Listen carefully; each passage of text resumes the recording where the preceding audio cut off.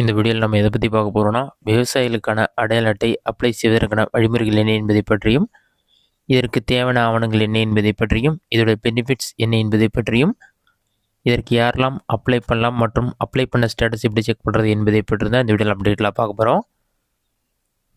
வேளாண்மை உழவர் நலத்துறை தான் இது சம்மந்தமான அப்டேட் கொடுத்துருக்காங்க. இதில் என்ன சொல்லியிருக்காங்கன்னா, விவசாயிகளின் நில உடைமை பதிவுகள் சரிபார்த்தல் முகாம்னு சொல்லி மென்ஷன் பண்ணியிருக்காங்க. இந்த விவசாயிகளுக்கான அடையாள அட்டை பொறுத்தளவுக்கு ஆதார் கார்டு போன்று ஐடி கார்டு நம்பர் கொடுப்பாங்க. இது நீங்கள் சிறப்பு முகாமில் தான் அப்ளை பண்ணுற மாதிரி இருக்கும். நேரடியாக போய் அப்ளை பண்ணுறதுக்கு ஆப்ஷன் கிடையாது. இதில் விவசாயிகள் கவனத்திற்குன்னு சொல்லிட்டு தங்களுடைய நில உடைமை பதிவுகளை சிறப்பு முகாமில் பதிவு செய்து கொள்ளுங்கன்னு சொல்லி மென்ஷன் பண்ணிருக்காங்க. இந்த முகாம் நடக்கிறப்ப நீங்கள் கொண்டு போக வேண்டிய ஆவணங்கள் என்னென்னு பார்த்தீங்கன்னா, ஆதார் அட்டை, நிலப்பட்டா, ஆதார் எண்ணுடன் இணைக்கப்பட்டுள்ள மொபைல் நம்பர், இது எல்லாமே கண்டிப்பாக தேவைப்படுன்னு சொல்லியிருக்காங்க. இந்த முகாம் பார்த்தீங்கன்னா உங்களுடைய ஊரில் இருக்க விஓ ஆஃபீஸில் தான் நடைபெறும். முகாமில் தவறாமல் கலந்து கொண்டு தங்கள் பதிவுகளை சரிபார்த்து கொள்ளுமாறு அன்புடன் கேட்டுக்கொள்ளப்படுகிறதுன்னு சொல்லி மென்ஷன் பண்ணிருக்காங்க. சனி ஞாயிறு இது போன்ற விடுமுறை நாட்களில் தான் முகாம் நடைபெறும். அந்த முகாமில் நீங்கள் இந்த கார்டுக்கு அப்ளை பண்ணுற மாதிரி இருக்கும். இதோடைய பெனிஃபிட்ஸ் பார்த்தீங்கன்னா, விவசாயிகளுக்கான தனி அடையாளன்னு சொல்லி மென்ஷன் பண்ணிவிட்டு அனைத்து துறை பயன்களை ஒற்றை சாளர முறையில் பெறலாம். ஒவ்வொரு முறை விண்ணப்பிக்கும் போதும் ஆவணங்களை சமர்ப்பிக்க வேண்டியதில்லை. அரசின் நன்மைகள் சரியான பயனர்களுக்கு சென்றடைய உறுதிப்படுத்த முடியும்.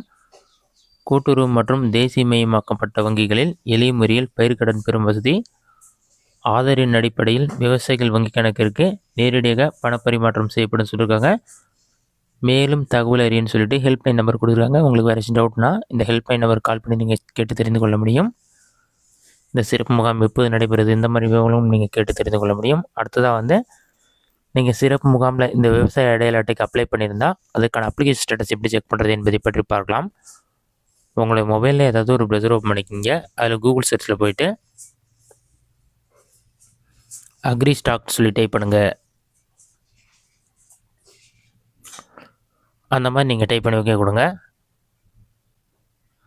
அந்த மாதிரி நீங்கள் டைப் பண்ணி வைக்க கொடுத்தீங்கன்னா ஃபஸ்ட் எடுத்துனே tnfr.agristocks.gov.in ஃபார்மர் ரிஜிஸ்ட்ரின்னு சொல்லி ஒரு வெப்சைட் ஷோகும். அந்த வெப்சைட் செலக்ட் பண்ணுங்கள். அந்த வெப்சைட் நீங்கள் செலக்ட் பண்ண ஒரு 5 செகண்ட்ஸ் லோட் ஆகும். லோட் ஆகி கம்ப்ளீட்டாக ரிக்வெயிட் பண்ணுங்கள். லோட் ஆகி கம்ப்ளீட்டான பிறகு இந்த மாதிரி ஒரு பேஜ் ஓப்பன் ஆகும். இதிலே பார்த்தீங்கன்னா அக்ரி ஸ்டாக் தமிழ்நாடு ஃபார்மர் ரிஜிஸ்ட்ரின்னு சொல்லி கொடுத்துருப்பாங்க. இதெல்லாம் நீங்கள் செக் பண்ணிவிட்டு இதை அப்ளை பண்ணுறது பொறுத்தளவுக்கு நீங்கள் அப்ளை பண்ண முடியாது.